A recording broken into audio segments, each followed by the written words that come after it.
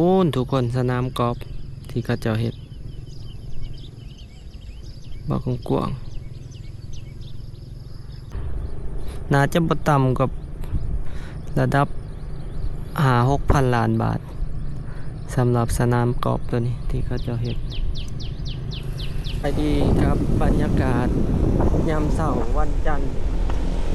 วันที่29ทุกคนตอนนี้เราอยู่ที่เส้นทางบ้านพัวขึ้นไปทางโน่นท่อตอนนี้ก็เวลาประมาณ6 โมงปลายทุกคนบรรยากาศครึ้มฟ้าครึ้มฝนโน่นท่อเนื้อบอลบรรยากาศครึ้มฟ้าครึ้มฝนมันคล้ายๆคือฝนสิตก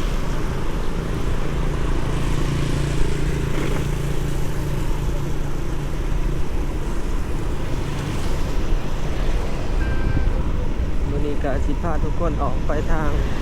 บึงถาดหลวงลงไปโพนท่าน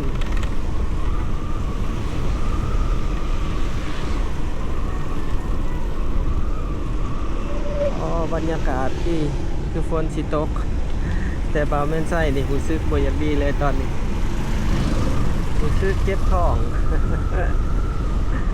ต้องว่าท่านเขาน้ำรู้สึกเจ็บท้องแต่เช้าเลยบัดนี้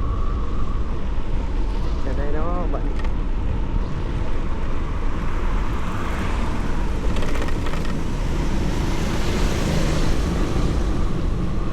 บรรยากาศเศร้าๆแบบนี้กันย่ำเศร้าว่าหลายๆคนก็ลุกมาไปตลาดเนาะกิจวัตรประจำวันบางคนก็ใส่บาตรมื้อนี้ก็เป็นวันศีลเนี่ยเฒ่าผู้แก่เพิ่นก็ใส่บาตร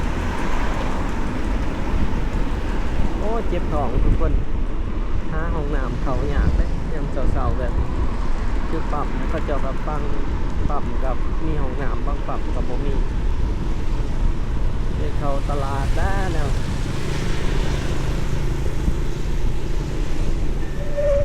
เป็นพญาปวดท้องผีทุกขวาเลยบรรยากาศยามเช้าหน้าตลาดโน่นท่อก็สิได้เข้าไปตลาดกันทุกคนเจ็บท้อง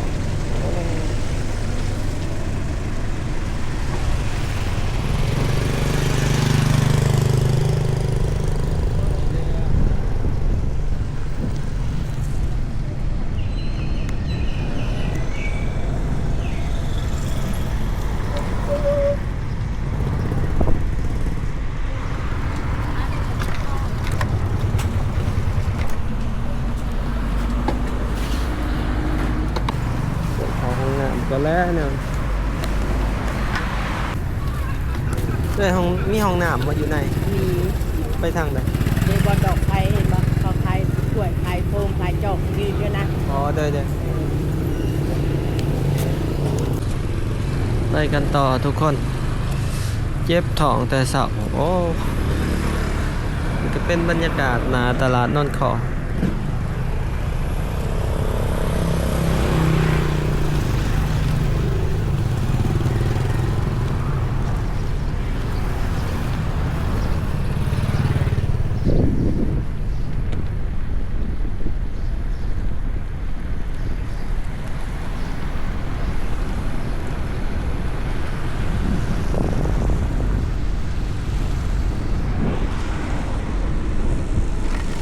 ตอนนี้ก็เวลา6 โมงครึ่งทุกคนพระเพิ่นจะยังหรอกบิณฑบาตอยู่เพราะมื้อนี้เป็นโศกทวีตัวนี้ก็สาขากันใหญ่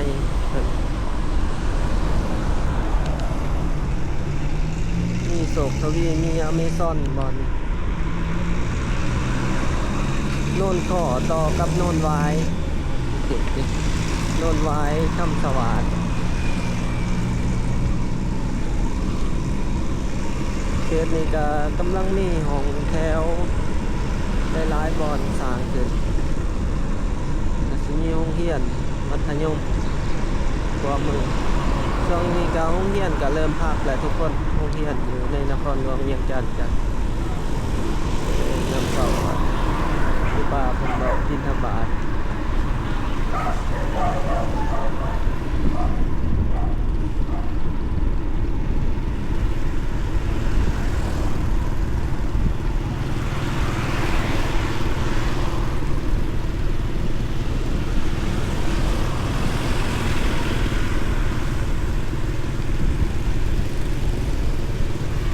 ซื้อออกไปหันครับก็สิออกทาง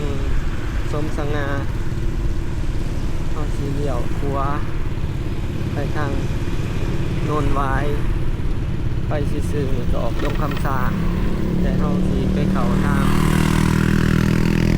บึงถาดหลวง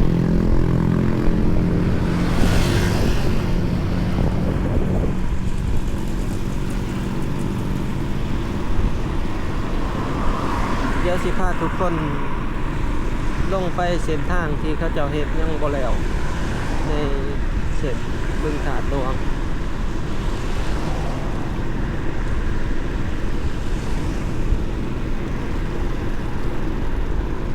วันนี้ก็สิออกไปเวียกแถวโพนพันธุ์ก็เลยพาทุกคนออกมาทางนี้เลยเลยเสาๆกันเลย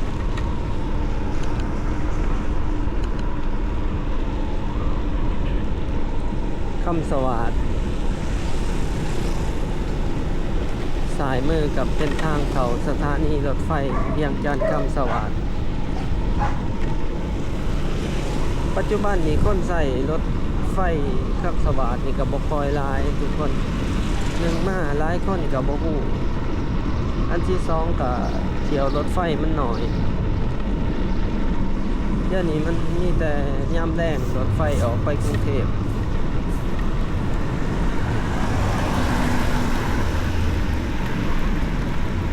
เดี๋ยวนี้ส่วนใหญ่ก็สิเป็นทางคนไทยเนาะนักท่องเที่ยวทางฝั่งไทยที่เขาจะมาเที่ยวลาวมาเที่ยว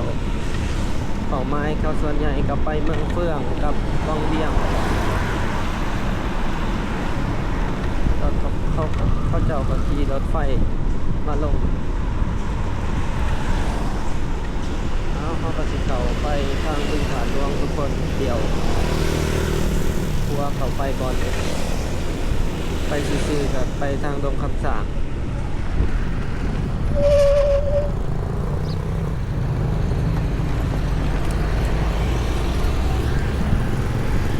ไปเบิ่งกันบรรยากาศบึงถาดหลวง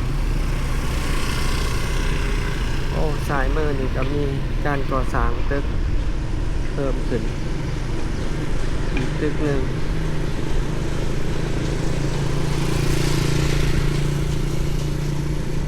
บรรยากาศยามเสาร์ที่บึงถาดหลวงเป็นหาดบันเทิงกว่าเมืองยามเสาร์กับผู้คนก็สิมาซื้อของกินอยู่ทางตลาดนนทอแล้วก็บึงถาดหลวงเพราะว่ามันเป็นตลาดขายส่งแล้วก็ขายย่อยเป็นตลาดใหญ่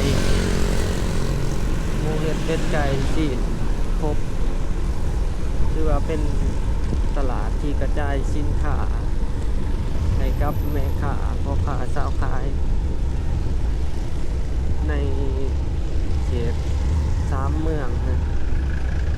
บอกว่าไซธานีกับบางส่วนกับมานีแล้วก็สิเป็นหาดทรายฟองบางส่วนกับมานีแต่ลักๆก็สิใส่เศรษฐากับทีสัตนะจะมักนาทางนี้เป็นทางนาตลาดบึงถาดหลวงเดี๋ยวสิพาทุกคนไปทางนี้ทุกคน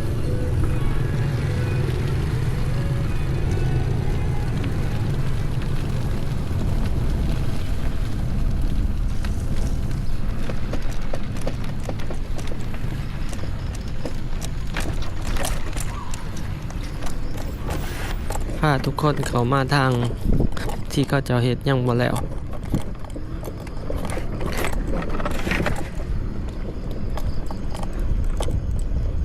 ทางคอนกรีตบอนนี้เขาเจ้าก็เฮ็ดบางส่วนก็ถือว่า แล้วเลนหนึ่งแต่ว่ากระโบยาวดอกประมาณอยู่200 เมตรนี่ละที่เขาเจ้าเฮ็ดแล้ว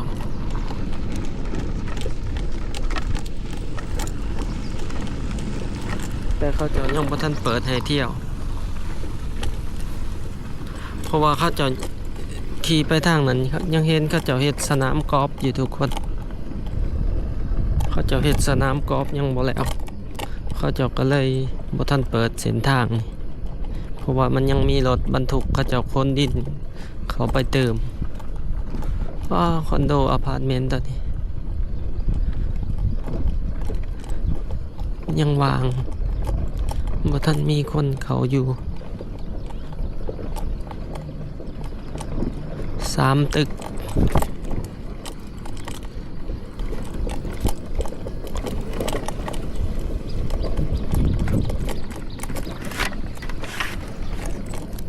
เดี๋ยวพาทุกคนมาชมวิวทางนี้บริมาทางนี้โดนหลายเดือนนะพอดีลองมาทางนี้ไปได้บ่มีทางไปอยู่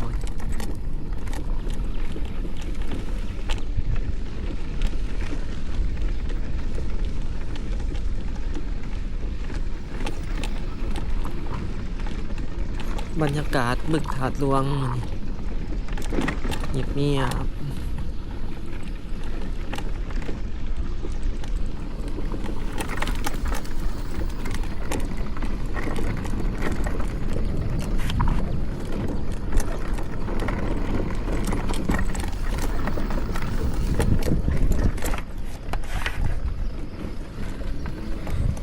ประมาณ200 ป้ายกว่าเมตรนี่แหละเขาเจ้าเฮ็ดทางคอนกรีตส่วนที่มันแล้วส่วน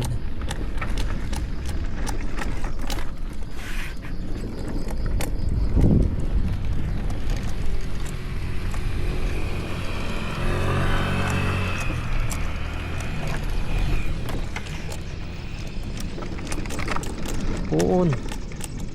ทางนั้นเขาเจ้าเฮ็ดสนามกอล์ฟ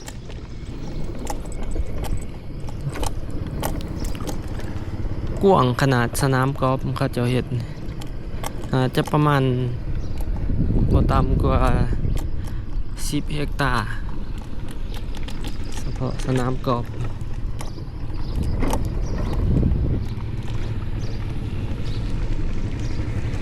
ก็มีคนขี่เข้ามาทางนี้อยู่เนาะเบิ่งทุกคนสนามกอล์ฟ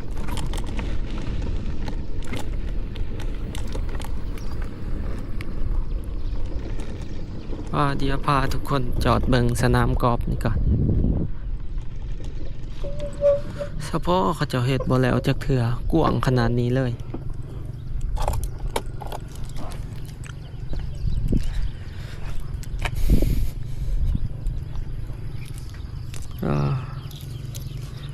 ข้องบอลนี่ก็กว้างเติบเลยพูนทุกคนสนามกอล์ฟที่เขาจะเฮ็ดบอกกว้าง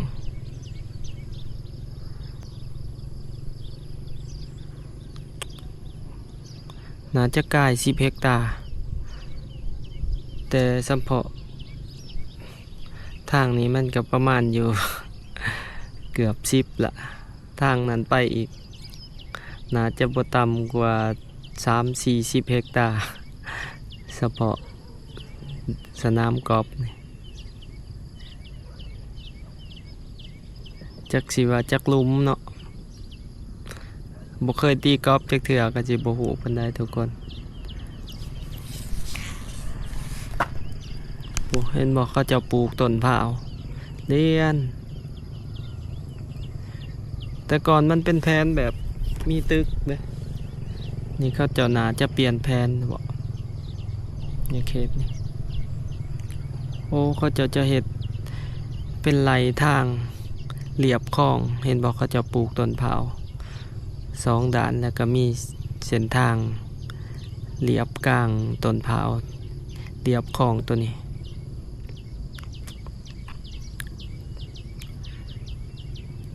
ตัวนั้นเป็น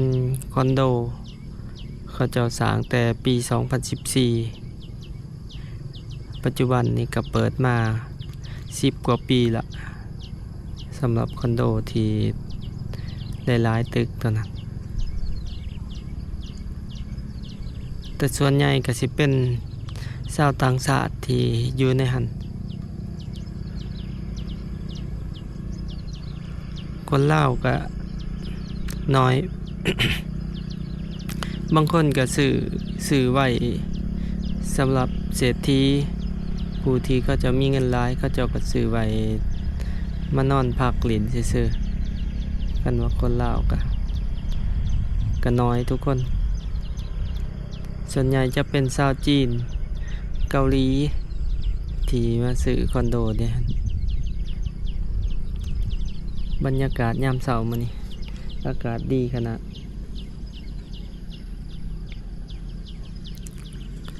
เดี๋ยวสิพาทุกคนขี่เลาะลงไปทางนั้นเป็นเดินกอล์ฟในทุกคนยาวตั้งแต่สนหนทางตัวนี้จนพูนออกไปพุ่นยาวเป็นกิโลพุ่นละคันนับจากเส้นนี้ไปยาวเป็นหลัก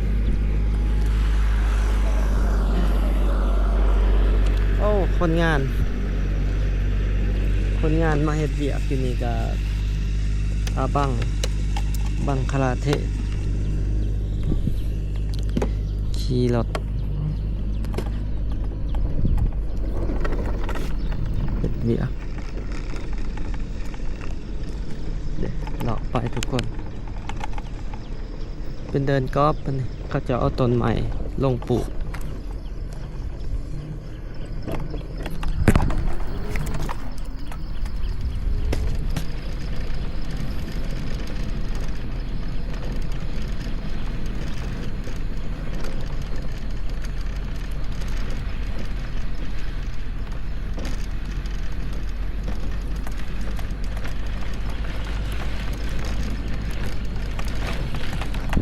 ถนนถาดหลวงก็จะเอาทรายลง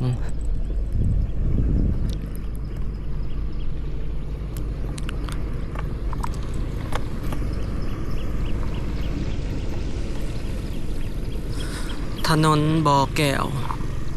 ถนนวังเวียงถนนบริคำไส้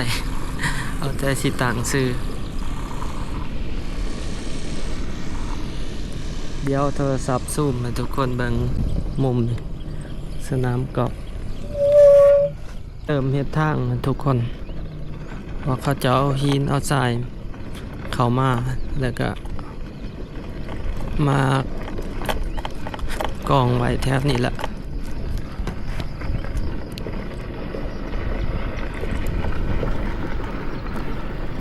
ป้าเขาจะเฮ็ดสนามกอล์ฟจำกับตึกคอนโดเลยทุกคนยาวไปเลย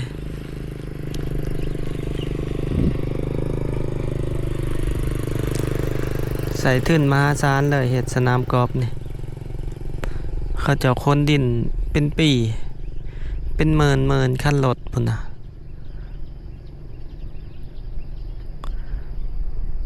น่าจะเป็นเดินกอล์ฟที่ได้มาตรฐานแล้วก็ใหญ่ที่สุดในเวียงจันทน์แหละสำหรับเดินกอล์ฟนี่ปัจจุบันทั้งในเขาจะกระปลูกหญ้าฉีดน้ำละ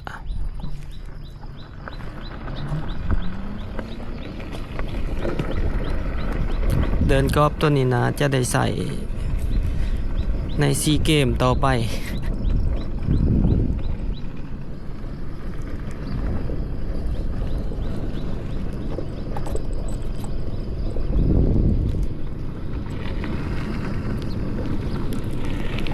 เบิ่งกันไปทุกคนในอนาคตสำหรับในเขตนี้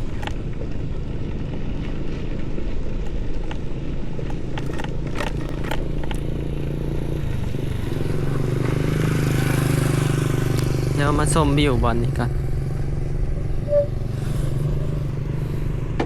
ชมนี่ทุกคนบอลนี้ก็เป็นคลองถือว่าเป็นคลองใหญ่เติบเลยนี่ก็จะเฮ็ดไว้ ทั้งสองขางข้องนี่มันมีขอบคักแน่นะแต่ว่าหญ้ามันลงมันบ่เห็นขอบโหนทางนั้นเป็นหาดบันเทิงมีเทคมีบาร์อาหารที่เราเห็นทางสายมือนี่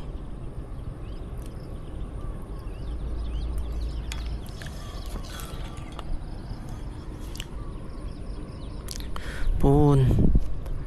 สนามกอล์ฟครับก็จะเอาทรายถมแล้วก็ลงหญ้า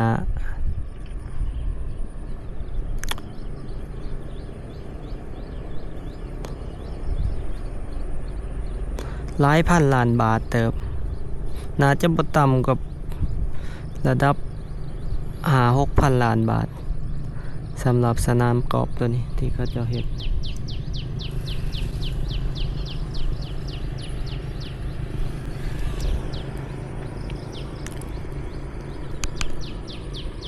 บรรยากาศยามเช้าเด้อทุกคนบึงถาดหลวง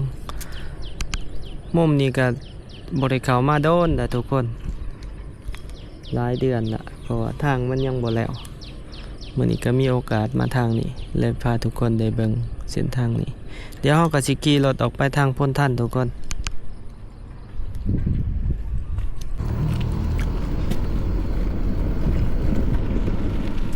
ยามเช้าบางคนเขาเจ้าก็เที่ยวทางนี้บางคนก็บ่ค่อยได้เที่ยวผู้ใดขี้ขลาดอ้อมน้องกับมาทางนี้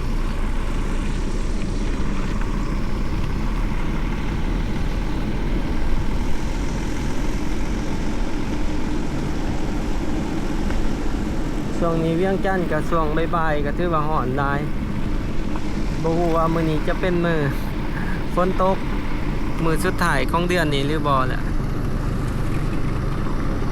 ได้ยินว่าจะมีปรากฏการณ์เอลนิโญสิกล่าวเข้ามาเนาะ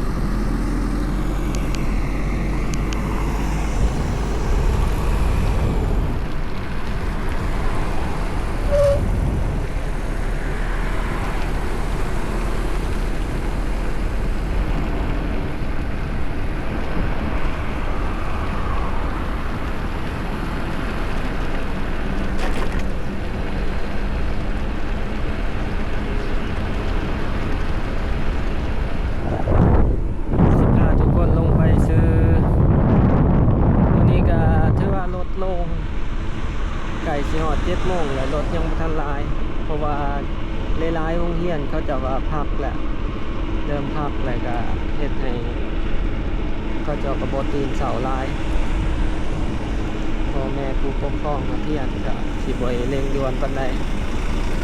เขาก็สิไปซื้อลงเส้นทางพ้นท่านทุกคน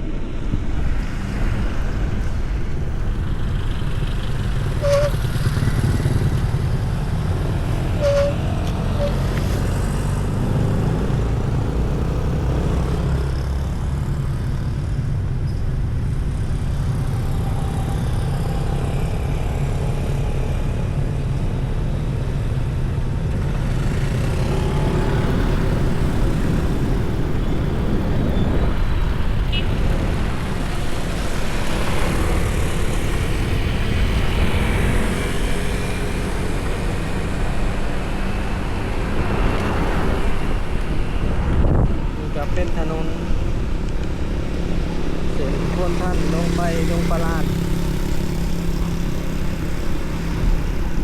บรรยากาศ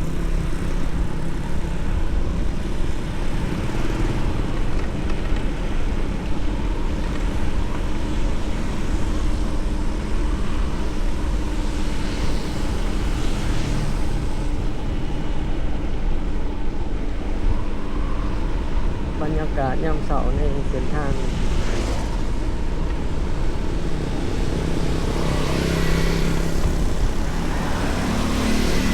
เขตนี้ถือว่าเป็นถนนเส้นหนึ่งที่มีหลากหลายอย่าง มีร้านอาหารมีธุรกิจหลายๆอันแต่เป็นส่วนใหญ่กับร้านอาหารบอกว่าอาหารลาวอาหารจีนอาหารไทย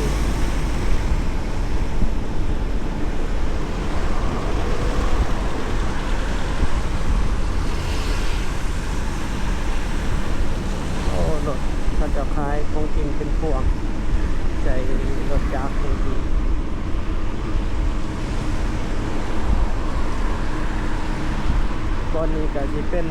เขตอ่างน้ำโพนท่านที่หลายๆท่านหลายคนเอิ้นกันวงเวียนโพนท่าน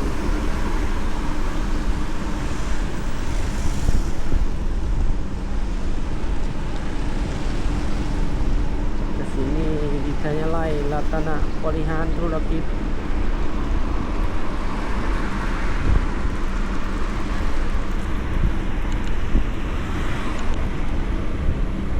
รัตน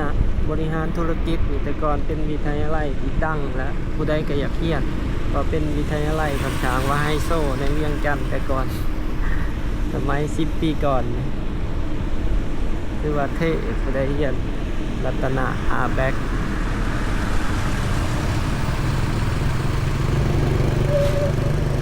ทุกคนสำหรับในคลิปนี้ก็สิมีอยู่ประมาณนี้เด้อทุกคนก็สิออกไปเวียกต่อบัดนี้ผู้ใดมักคลิปนี้ก็อย่าลืมกดไลค์กดแชร์กด Subscribe เนาะเพื่อเป็นกำลังใจให้กัน ตอนนี้เรากลับมาทางเส้นทางเขตสะพานทองต่อครับเขาไปทางพนที่นวลหน้าไส้ไปละทางประมาณนี้เด้อทุกคนถ้าผู้ใดมักคลิปนี้ก็อย่าลืมกดไลค์กดแชร์กด Subscribe เพื่อเป็นกำลังใจให้กันตอนนี้บ่าวแม่นไส้ก็ต้องขอกล่าวคำว่าขอบใจและก็สบายดี